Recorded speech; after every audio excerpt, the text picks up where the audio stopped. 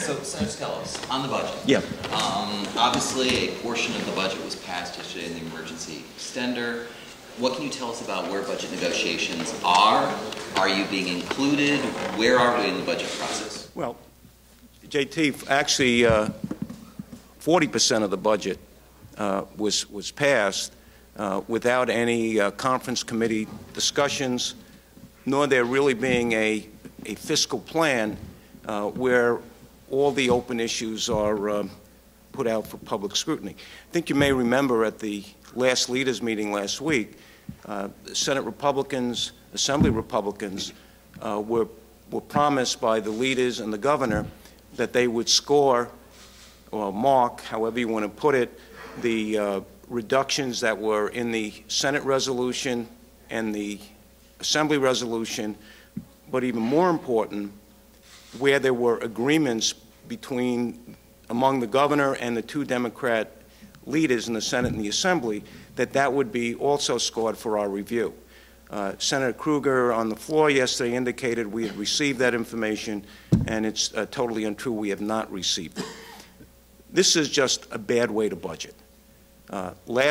Yesterday, through Senator Hannan's leadership, we, through an amendment, showed how you could save over $400 million in Medicaid by trying to restructure the system. Now, $300 million more in Medicaid fraud that was marked by the governor, that's not a cut in spending, right? That's an indication that he may get more in Medicaid fraud.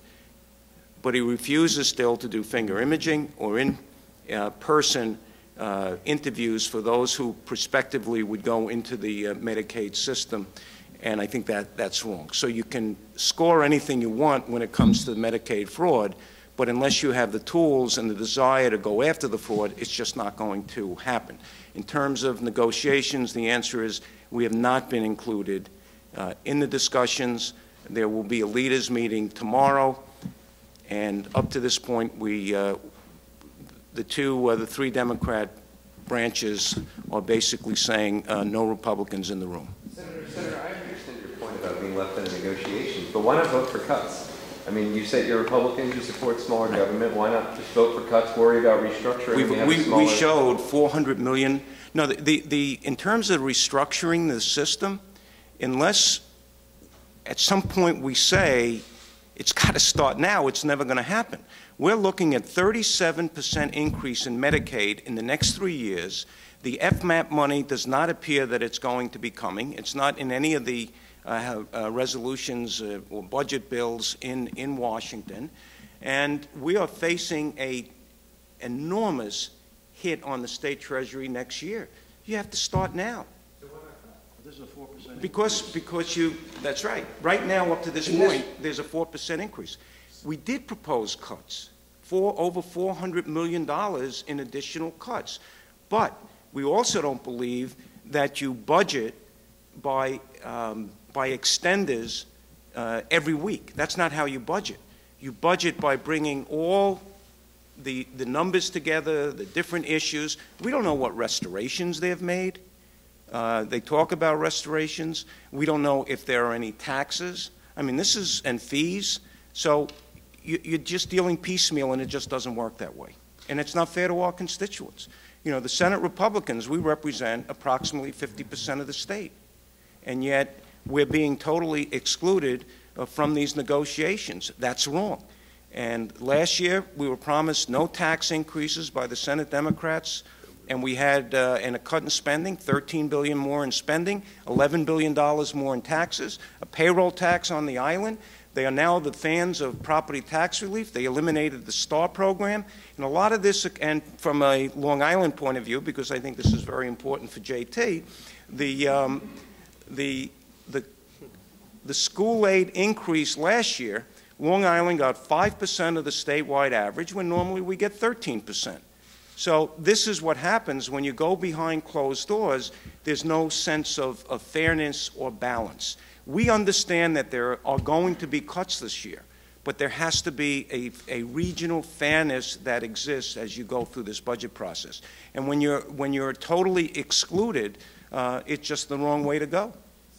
Yes. The agenda bill failed today in the Judiciary Committee. I'm wondering if you have any thoughts on that, or whether you indicated to some of your members on that committee to vote no? You know, I think you know that with my way of doing things is basically vote as you think is the most appropriate way to vote. If I was on that committee, I would have voted no. Getting back to this year's budget, you talked about this, what happened last night is not a good budget and you guys were left out. If it comes to it, or is it better to shut the government down, say next Monday, than to pass an extender that Patterson puts forward? The answer is that I don't believe this is the right way to budget, and if government not going to be totally shut down where everybody turns off the lights, government will continue. There are going to be some inconveniences, but the only way that at this point that I believe you can get a budget done. Look, I hope I'm wrong and it happens tomorrow. But right now, our conference believes that piecemeal budgeting is not the way to do it. And if it means stopping things for a couple of days, then we're prepared to do it. Not happy about it, but we're prepared to do it. But Senator, even if you don't necessarily agree with the cuts that were proposed in the extenders, do you think that Governor Patterson's decision to include these cuts is in any way spurring more discussions, whether it's in the Democratic Party or both? Well, you know, there were obviously changes made to the extender that came out.